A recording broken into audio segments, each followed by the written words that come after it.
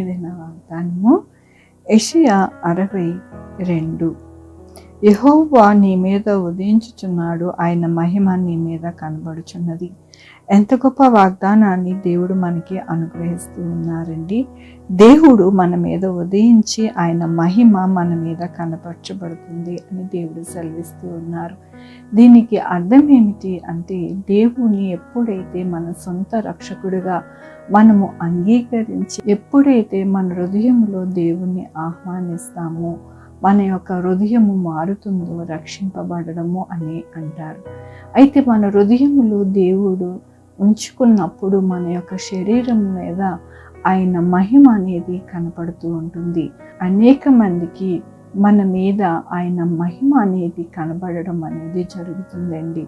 దానినే దేవుడు అంటూ ఉన్నారు, మీరందరూ కూడా నా రక్తంలో కడగబడి మీ హృదయాలను నాకు ఇచ్చి మీ హృదయాలలోని నన్ను ఆహ్వానించి నేను నివాసముందులాగున మీరు చేశారు కదా.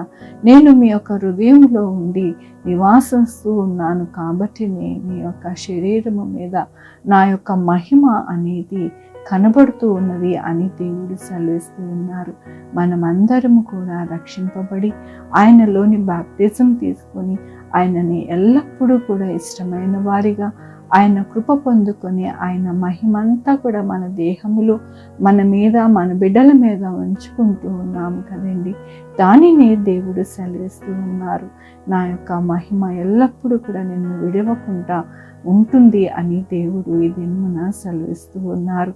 దేవుని యొక్క వాక్యంలోని యెహోవా యందు భయభక్తులు గల వారి చుట్టూ ఆయన దూత కావలియుండి వారిని రక్షించును. యెహోవా ఉత్తముడని రుచి చూచి తెలుసుకొనిడి, ఆయన ఆశ్రయించున్నాడు ధన్యులు.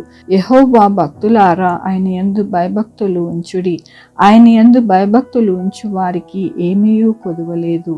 అవునండి, ఎవరైతే దేవుణ్ణి ధరించుకుని ఆయన యొక్క మహిమను వారి యొక్క శరీరాల మీద కనపడుతూ ఉంటాయో వారికి ఎటువంటి కొదువ అనేది ఉండదు.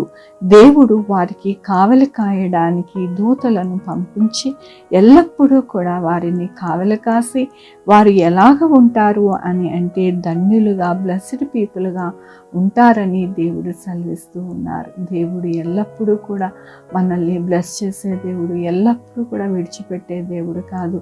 మన యొక్క జీవితాలను సరిచేసి మనల్ని ఎప్పుడూ కూడా ఇతరులకి ఎంతగానో ప్రత్యేకింపబడిన వారిగానే ఉంచి నడిపిస్తారని ఈ దినమున ఆయన యొక్క కృపతోని మనకిచ్చిన వాగ్దానమును వాక్యమును బట్టి దేవునికి వందనాలు చెల్లిస్తూ ఉన్నాను.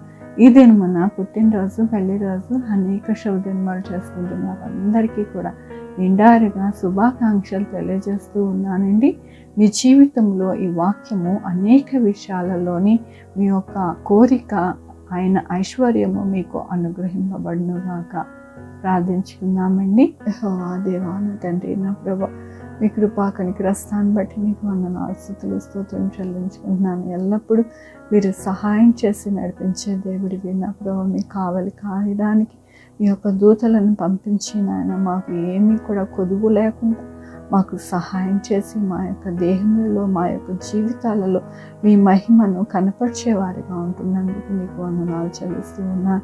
ఏదైనా నా పుట్టినరోజు, పెళ్లి రోజు అనేక శుభదినాలు చేసుకుంటున్న వారందరినీ దీవించండి, ఆశీర్వదించండి. మా కొరకు ప్రార్థించమన్న వారిని నా ప్రభు మీ కృపలో భద్రపరచండి. ప్రతి ఒక్క అవసరత తెచ్చండి నాయన. వారికి వారి యొక్క బిడ్డలను నాయన భవిష్యత్తులో తోడయండి. వారి ఉద్యోగంలో, వారి చే పనుల్లో, వారి ఆరోగ్యంలో ఇంకా ఏది కావాలనుకుంటున్నారో అవన్నీ కూడా సహాయం చేయండి. Sugar, BP, thyroid, heart problem, kidney problem, AIDS, cancer, నరబలహీనత, పరాలసిస్, గ్యాస్ట్రిక్ ట్రబుల్, ప్రతి విధమైన అనారోగ్యానికి స్పర్శండి నా ప్రభు.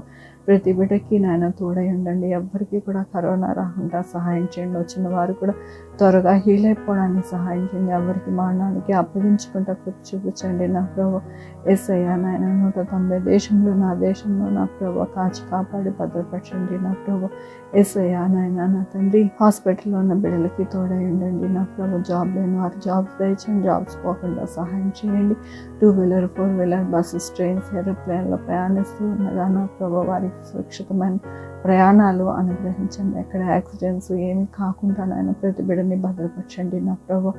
డాక్టర్స్ని, శానిటరీ వారిని, పోలీస్ వారిని భద్రపరచండి నా ప్రభా. యేసయ్య చంటి బిడ్డల్ని, ముసలి వారిని, ప్రతి ఒక్కరిని నాయన మీ యొక్క కృపలో భద్రపరచండి. ప్రతి అవసరత తీర్చండి. ఎవ్వరు కూడా ఆకలితో నా ప్రభా అలమటించుకుంటా ప్రతి ఒక్కరికి నాయన ఆహారం దయచేయండి నా ప్రభా.